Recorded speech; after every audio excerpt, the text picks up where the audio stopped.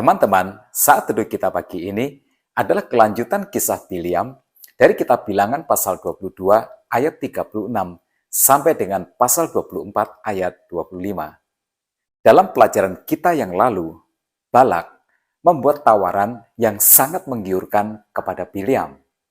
Kalau Bileam mau datang untuk mengutuki Israel. Nah, dari respon Bileam, kita tahu bahwa Bileam ingin sekali menerima tawaran dari Balak. Dia mengabaikan larangan Tuhan untuk pergi bersama-sama dengan pembesar Moab yang datang untuk membawanya kepada Raja Balak.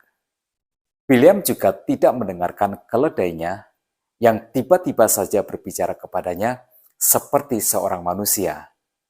Hanya ketika Bileam melihat malaikat Tuhan, maka dia menawarkan diri untuk membatalkan pertemuannya dengan Raja Moab. Tetapi akhirnya Tuhan mengizinkan Bileam melanjutkan perjalanannya. Tetapi dengan satu syarat, hanya kata-kata dari Tuhan sajalah yang harus dia ucapkan. Nah, di sisi yang lain, kita melihat Balak sangat gigih dengan kemauannya. Balak terus membujuk Bileam supaya Bileam mengutuki Israel. Dia tegaskan bahwa dia siap untuk membayar mahal Bileam. Tetapi di sisi yang lain, Bileam semakin berubah. Sekarang dia tidak ingin mengutuki Israel. Dalam Bilangan pasal 23 ayat 20 sampai dengan 23, Bileam berkata, "Ketahuilah, aku mendapat perintah untuk memberkati, dan apabila dia memberkati, maka aku tidak dapat membalikannya. Tidak ada ditengok kepincangan di antara keturunan Yakub, dan tidak ada dilihat kesukaran di antara orang Israel. Tuhan, Allah mereka, menyertai mereka, dan sorak-sorak karena raja ada di antara mereka. Allah yang membawa mereka keluar dari Mesir adalah bagi mereka seperti tanduk kekuatan lembu hutan, sebab tidak ada mantra yang mempan terhadap Yakub ataupun tenung yang mempan terhadap Israel."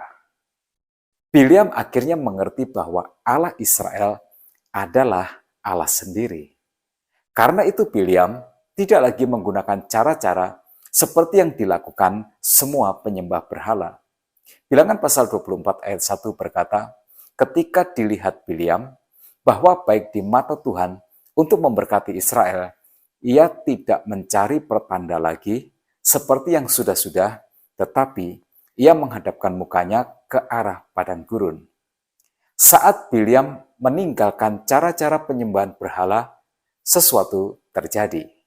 Bilangan pasal 24 ayat 2 berkata, "Ketika Bileam memandang ke depan dan melihat orang Israel berkemah menurut suku mereka, maka Roh Allah menghinggapi dia." Ya, sekarang bahkan Bileam dipimpin oleh Roh Allah. Dalam kisah seluruhnya, 3 kali Bileam mengucapkan berkat sebagai ganti kutuk kepada Israel.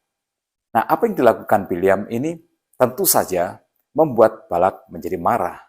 Bilangan pasal 24 ayat 10 dan 11 berkata, "Lalu bangkitlah amarah Balak terhadap Bileam, dan dengan meremas-remas jarinya berkatalah ia kepada Bileam, 'Untuk menyerapah musuhku, aku memanggil engkau.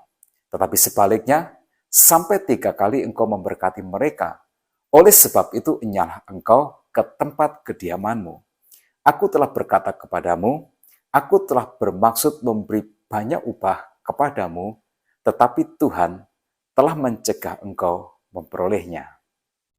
Balak memecat Bileam. Nah, sesuatu yang sangat menarik kemudian terjadi.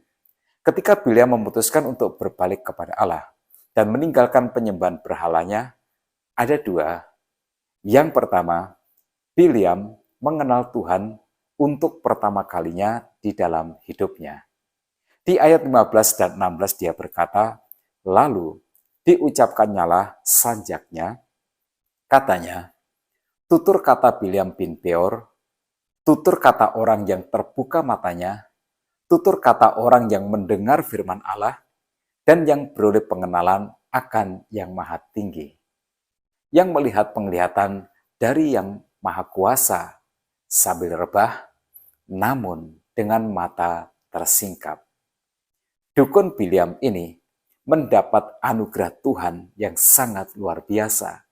Sekarang dia mengenal Allah. Tetapi sayangnya, pengenalan Biliam terhadap Tuhan ini tidak membawanya kepada pertobatan. Di pasal 31 ayat 16 dikatakan, bukankah perempuan-perempuan ini atas nasihat Biliam menjadi sebabnya orang Israel berubah setia terhadap Tuhan dalam hal peor, sehingga tulah turun ke antara umat Tuhan.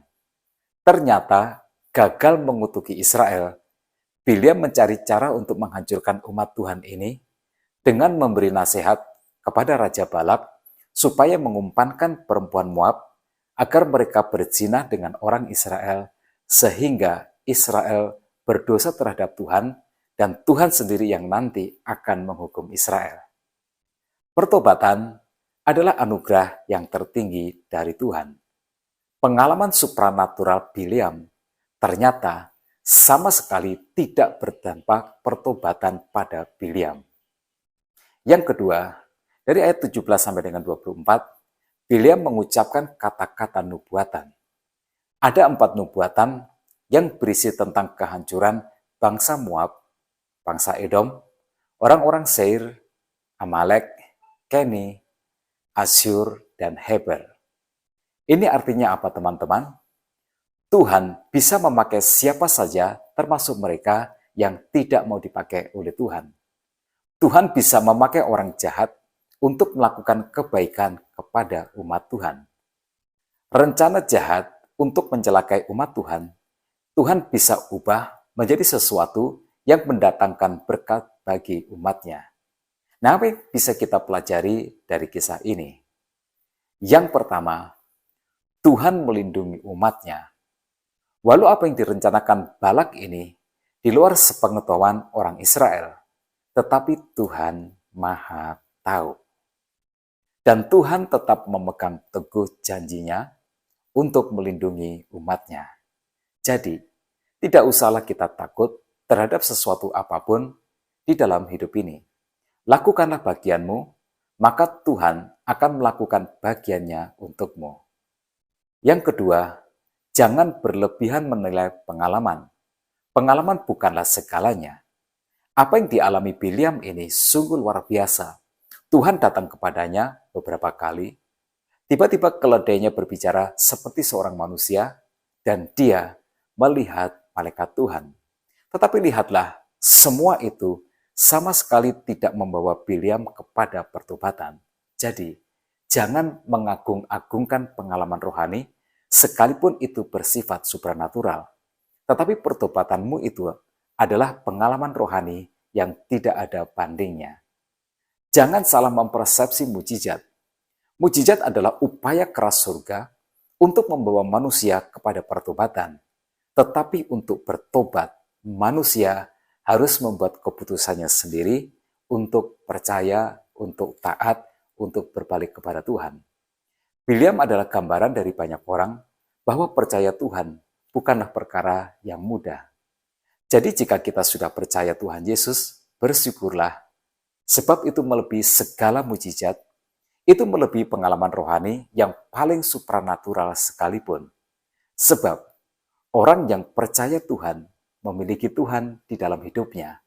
Tetapi orang yang semacam Biliam hanyalah memiliki pengalaman saja tanpa memiliki Tuhan di dalam hidupnya. Nah, tetap semangat dalam kehidupan. Tuhan Yesus memberkati kita semua.